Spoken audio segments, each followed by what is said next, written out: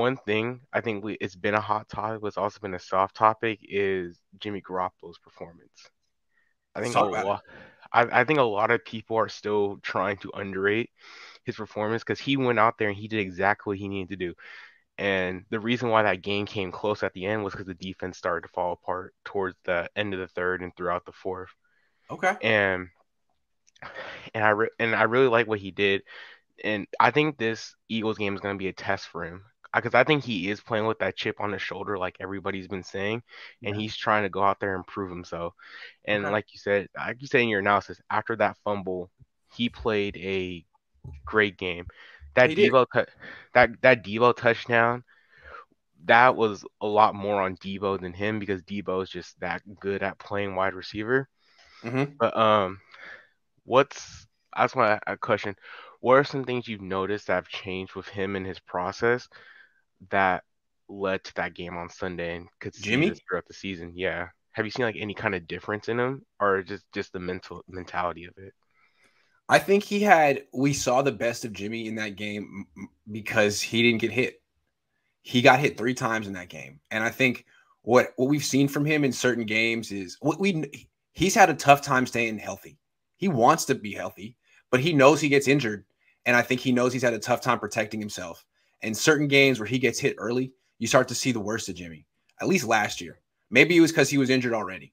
But in this game, you saw a guy without the knee brace on, a guy who was healthy, and a guy who knew that he was not going to get hit much in that game. And I think he looked like the most confident I've seen him in a very long time. I'm curious to see if the Eagles' front seven can kind of keep the Niners' run game in check and force this game into Jimmy's hands. They have the pass rush to rough him up a little bit. They did it to Nick Mullins last year. I'd like to see how Jimmy could respond to that kind of a game because that's inevitable. If they're going to win the Super Bowl with Jimmy Garoppolo this year, he's going to have to make it through some games like that where he just gets beat up. That's every quarterback.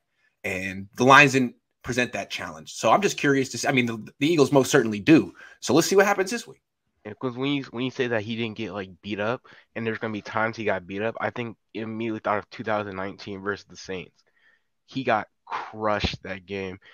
He Yeah. got crushed that game, and so was Drew Brees in that game. To be fair, it was an offensive showdown, and he got absolutely crushed, and he still managed to come out with the W. So Right. I do think it is a thing that he feels more confident in himself than he has ever before. He's not like injured. I think he trusts his O line more than everything before. 2019, I can kind of tell he didn't fully trust everybody on that line, but and last year the line just fell apart really quick early on in the season with the injuries. But right now we have a basically healthy line. Um, and I think it's going to end up being a good year for him to. And you can also tell he's starting to move around a bit more in that pocket. He's not just sitting in the pocket. He's letting himself kind of move out of it to get the better pass. So, but one thing I kind of want to see him do less of is try to go directly to the hot read because you saw him do that. He immediately was like shifted to his hot read and try to go there.